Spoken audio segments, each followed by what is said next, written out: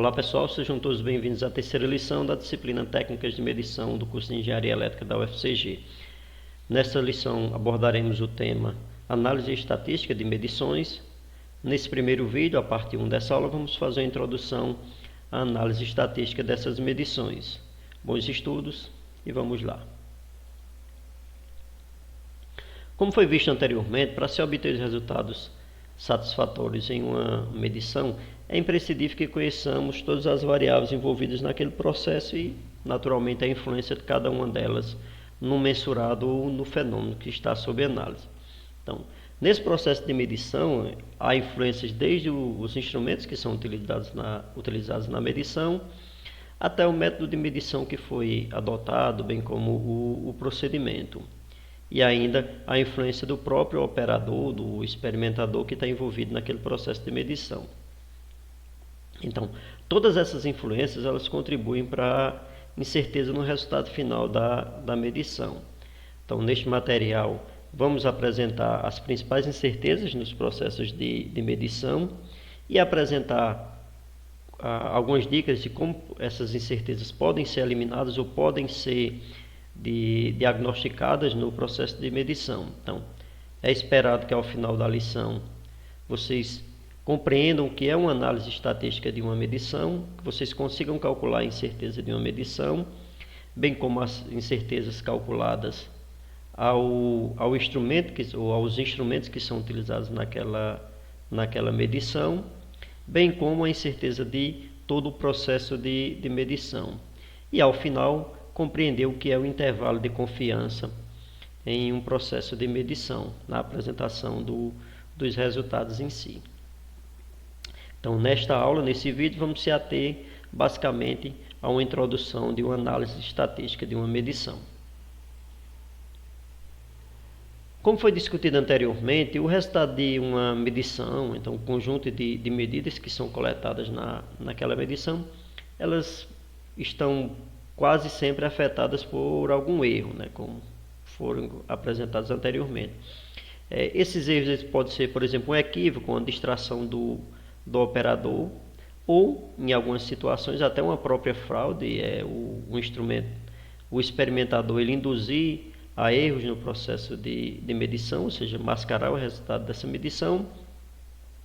E existem também aqueles erros intrínsecos que não podem ser eliminados, mas que de uma forma ou de outra contribuem lá no processo de medição, e por mais que nos esforcemos, eles não são eliminados. Então, mas que através de um processo estatístico e de uma análise bem criteriosa do processo de medição, eles podem ser reduzidos.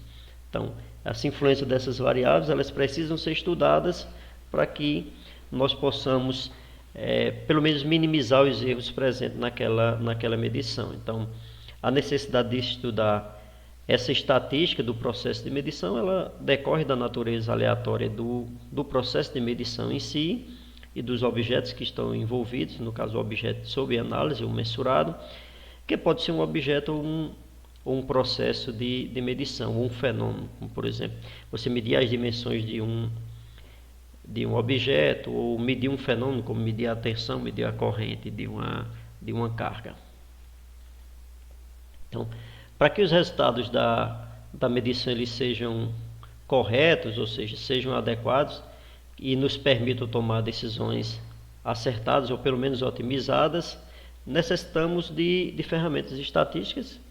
Essas ferramentas devem ser padronizadas de forma que transformem esses dados qualitativos ou quantitativos em resultados válidos, de forma que eles sejam suficientemente exatos e com incertezas aceitáveis para que nós tomemos aquela medição como representativa para aquele objeto ou para aquele fenômeno. Então, essa análise estatística, ela inclui um conjunto de ferramentas que são instruções padronizadas, que elas vão desde a escolha das amostras, seguindo por um planejamento das medidas, ou seja, como o processo de medição se dará, incluindo aí o método e o procedimento de medição, de forma a se obter os resultados dentro de erros toleráveis, para que em uma terceira etapa possa haver o processamento e a apresentação desses dados, seja na forma de tabela, de gráficos e etc., outras formas que o experimentador e o analista consideram mais adequado. Então, cujos resultados eles nos permitam apresentar exatamente um retrato daquele objeto que está sendo analisado. Então, especificamente na análise estatística, os resultados obtidos eles são processados a partir de uma análise de dados, de forma a identificar, por exemplo, erros grosseiros, seguindo por uma interpretação do resultado de medição, que darão respaldo à tomada de decisão sobre aquele processo. Então, se você está trabalhando em uma fábrica, então, a partir dos dados de medição, você vai tomar uma decisão se você vai, por exemplo, substituir um equipamento que ele está apresentando indícios de falha, ou se você vai aumentar o tempo de vida útil desse equipamento, o tempo de operação desse equipamento. Então, se você não segue todo esse protocolo de ensaios de forma correta, você pode ser induzido a tomar decisões inadequadas, e essas decisões, como foi apresentado anteriormente, elas podem causar prejuízos ao proprietário ou ao processo de medição. Então, essa amostragem probabilística ela é um método de seleção.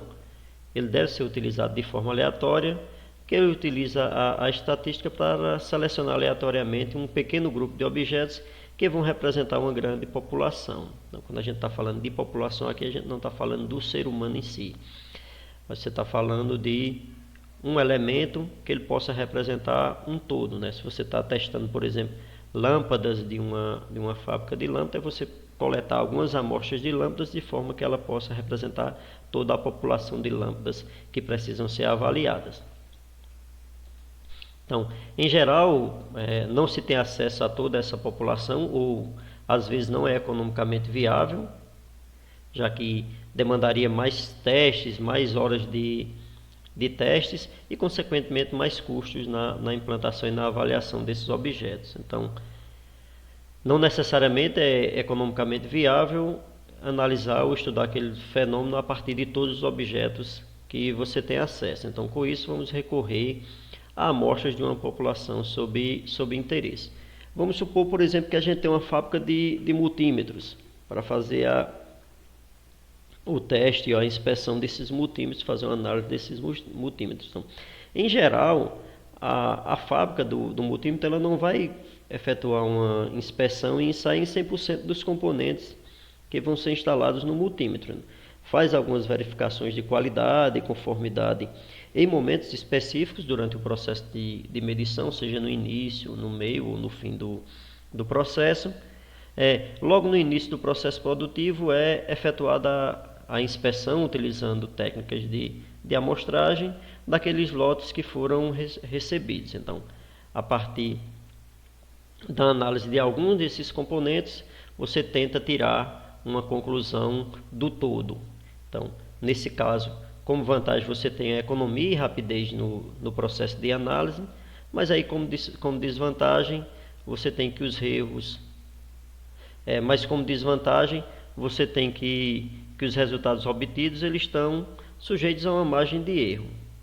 Então aí você tem uma relação econômica, que você tem a questão da rapidez, da fluidez no seu processo, mas por outro lado, como desvantagem, você tem a questão de ter uma possibilidade ou ter um risco maior de obter erros naquele processo de medição. Então, isso é uma prática muito aplicada nas fábricas, na análise de componentes, de equipamentos em si. Fazer um questionamento para vocês. Vocês acham que esse método ele pode ser aplicado na avaliação das notas da turma de vocês? Pensem. Então, para que a medição ela apresente elevado grau de confiabilidade, a estatística ela deve ser aplicada desde o processo de escolha dos elementos que serão avaliados. Daí no processo nós temos duas opções: a amostragem não probabilística e a amostragem probabilística. Então, na amostragem não probabilística, há uma escolha deliberada dos elementos da amostra. Então, depende dos critérios e e julgamento do próprio experimentador, e nesse caso pode haver uma tendência ou um direcionamento dos resultados. Imagine, por exemplo, se você fosse fazer uma inspeção dos níveis de tensão em uma fábrica e selecionar somente as terças-feiras para emitir um laudo da qualidade de energia da fábrica. Então, neste caso, se as terças-feiras houvesse pouca carga linear ligada, a tendência seria você concluir que os índices de qualidade de energia, como por exemplo distorção harmônica da fábrica, é muito baixa. Então, por outro lado, na amostragem probabilística, a escolha dos elementos da amostragem ela é aleatória, de forma que cada elemento da população ela tem uma probabilidade conhecida de fazer parte daquela amostra do grupo todo, da população em si. Então, nesse caso, eles são métodos rigorosamente científicos. Então, se a gente for fazer uma analogia ao primeiro caso, no caso da fábrica, se você fizesse uma medição aleatória, ou seja, um dia pela manhã, um dia à tarde, outro dia à noite, e em dias variados entre semanas, você teria uma maior probabilidade de apresentar resultados que refletissem melhor os índices de qualidade de energia de toda a fábrica. Então, apenas para ilustrar, a ANEEL recomenda que essas medições de qualidade de energia elas sejam realizadas durante 7 dias consecutivos, e veremos esse assunto e como proceder ao longo desse curso. Então, nas próximas lições nós vamos analisar quais são esses parâmetros de qualidade de energia que devem ser medidos e qual é o procedimento de medição. Então, antes de se iniciar uma medição, há alguns requisitos a serem atendidos para se obter uma maior confiabilidade nos resultados.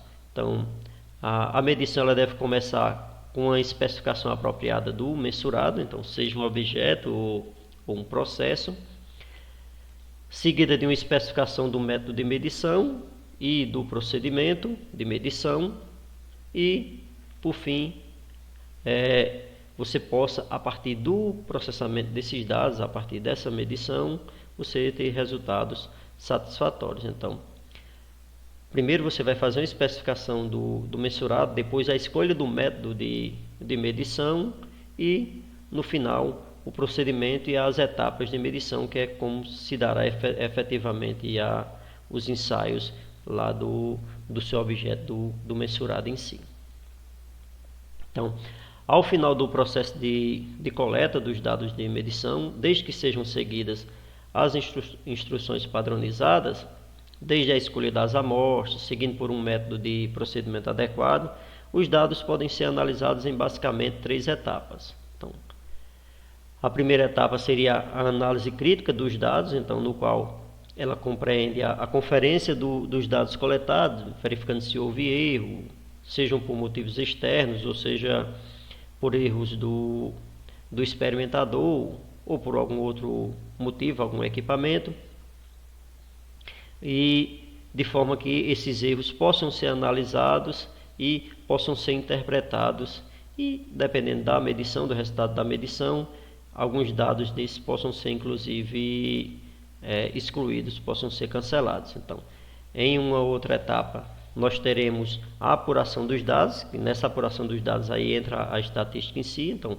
é feito um tratamento estatístico dos dados obtidos, mediante a aplicação de critérios de classificação, seja cálculo da média, desvio padrão, incertezas ou outras análises. Então, essa análise dos dados, a apuração dos dados, ela pode ser feita tanto de forma manual, se a quantidade de dados for pequena, ou de forma automática, se a quantidade de dados envolvidos seja grande, né?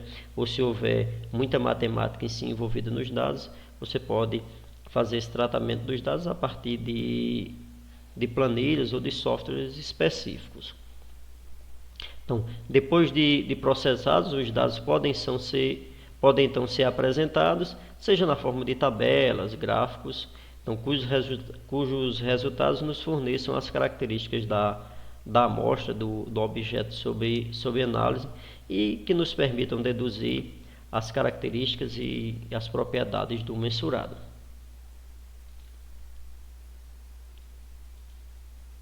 Então, ao final do processo de análise estatística desses dados, que vai desde a a medição, que ela seja considerada satisfatória, é possível então estabelecer uma relação direta entre os dados e o fenômeno, o objeto que foi submetido ao processo de medição. Então, a partir dessa relação, já teremos elementos para caracterizar o mensurado.